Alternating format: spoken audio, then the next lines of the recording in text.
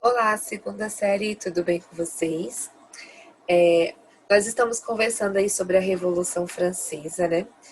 E hoje, deixa eu só me pôr mais para baixo aqui. E hoje a gente vai ver como que a arte, um artista em especial, influenciou a Revolução Francesa. Vamos lá? Bom, esse artista foi o Jacques-Louis David, tá? Ele nasceu no dia 30 de agosto de 1748. Ele foi um pintor francês e a característica dele é do neoclassicismo, tá? Ele controlou durante anos a atividade artística francesa, né?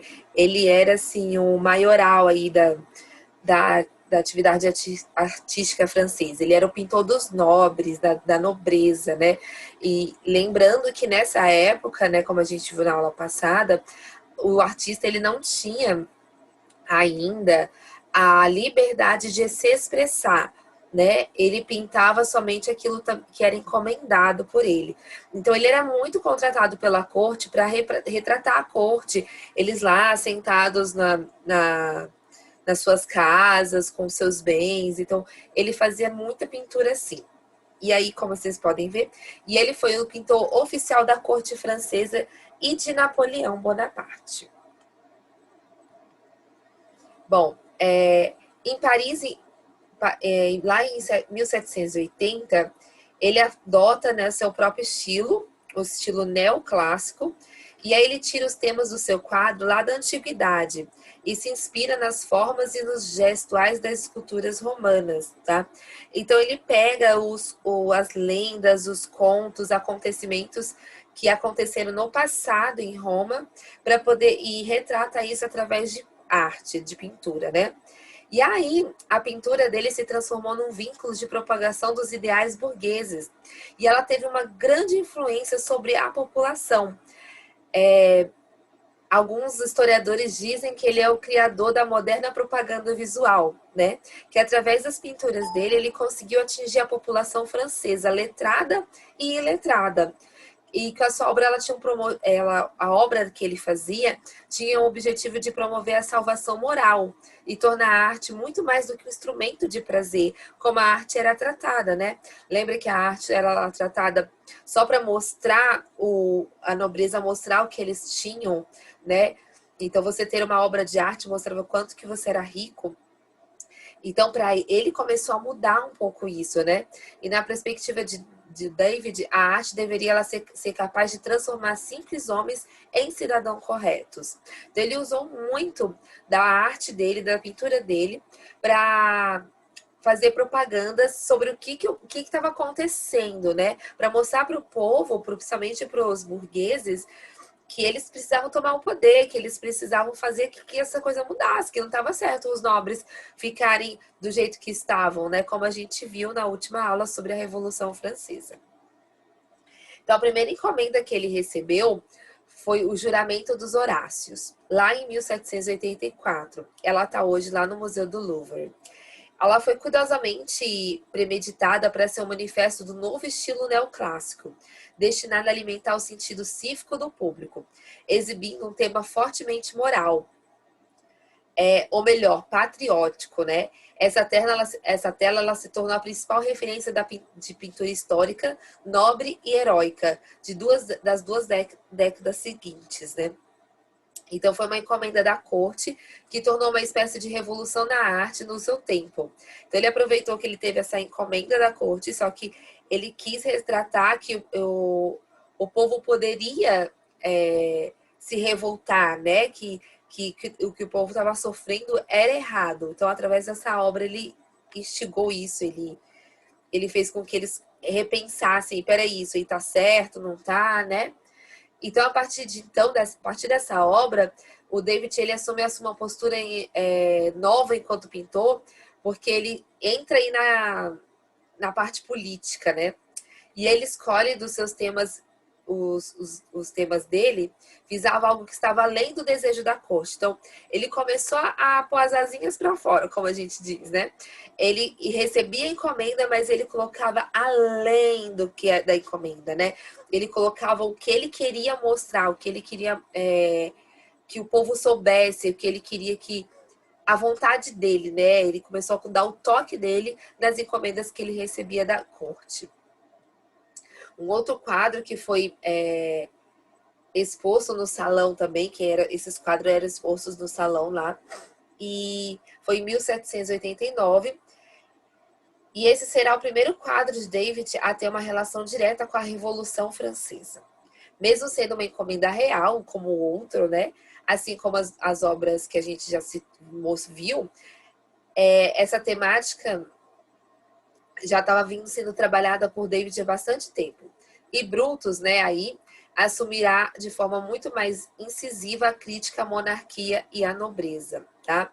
Então, para vocês entenderem um pouco, o Brutus é esse aí que está no cantinho aí, quietinho, de costas para a situação que está acontecendo, tá? Ele era o primeiro cônsul e ele, de volta à sua casa, pois ele condenou seus 2 filhos que haviam se unido aos Tarquínios e tinham conspirado contra a liberdade romana. Os lictores trazem seu corpus para que eles lhe deem uma sepultura. Então, ele mesmo, em amor a Roma, né, esteve disposto a sacrificar os próprios filhos, de saber que os filhos estavam sendo traidores de Roma, e ele entregou os próprios filhos, e os filhos morreram por causa disso. E essa tela mostra que eles estavam trazendo os filhos para ele sepultar, né? E aí a gente vê aí, nessa tela, que esse tema retratado fala sobre a fundação da República Romana, né? Lúcio Június Brutus é o primeiro cônsul de Roma e descobriu que seus filhos conspiravam para a restauração da monarquia dos Tarquínios. Então, Brutus, cujo dever era defender a República, não hesita em colocar os interesses de Roma à frente dos seus laços familiares e ordena a execução de seus próprios filhos. Então, nesse quadro, Brutus encontra-se aí sentado, né, da esquerda, e seu rosto numa tristeza mesmo, né? Rígido, impassível. A única parte do seu corpo que denota de forma mais evidente algum tipo de emoção são os pés. Vou voltar lá para a gente ver depois. O pé direito sobre o pé esquerdo. Detalhe que David emprestou de Isaías, pintado por Michelangelo na Capela Sistina. A divisão de seu corpo entre a luz e a escuridão pode ser analisada como uma divisão de posições sociais assumida por Brutus, enquanto cônsul romano no espaço público e enquanto pai no espaço privado. Do lado direito, a mãe, as irmãs e uma serva estão em prantos. Não é a primeira vez que a mulher representa a emoção irracional na obra do David. Vou voltar lá para vocês verem, né, como que a gente pode analisar essa obra, como que se você começar a ver os detalhes da obra, você vai vendo que o David queria falar, né, com essa obra. Então, a partir desse quadro, a ação de David como artista estará cada vez mais associada à política da época. Durante os anos seguintes, o David se tornaria deputado da Convenção Nacional, onde teve assento no Comitê de Segurança, destacando-se também por sua interferência no meio artístico. Ele será um dos principais responsáveis pelo fechamento da Academia de Pintura e Escultura. E a obra de David atende às finalidades de agradar e instruir que as artes deveriam ter. Então, ele tinha o objetivo com a obra dele de agradar as pessoas e de instruir também, que a obra não era para ser um objeto, mas que ela trazia essa reflexão. E como a gente vê em alguns outros movimentos contemporâneos hoje, que é isso que eles querem mostrar, que as artes elas servem para a gente fazer reflexões sobre a nossa vida, sobre o nosso cotidiano.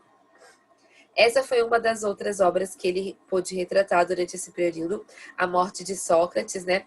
Porque existe uma lenda que Sócrates foi obrigado a tomar um veneno, né?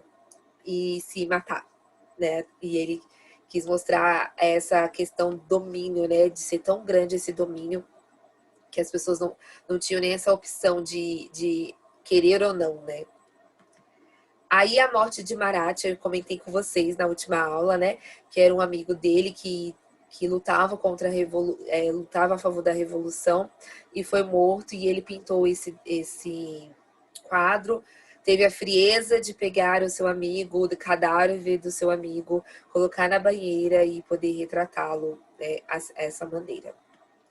E a coroação de Napoleão, porque depois da Revolução, né, Napoleão tomou, como a gente viu na última aula, Napoleão tomou o poder, e aí ele se tornou o pintor oficial de Napoleão e começou a pintar Napoleão até aí na coroação, que a gente viu essa coroação que foi bem legal, assim, bem diferente, né?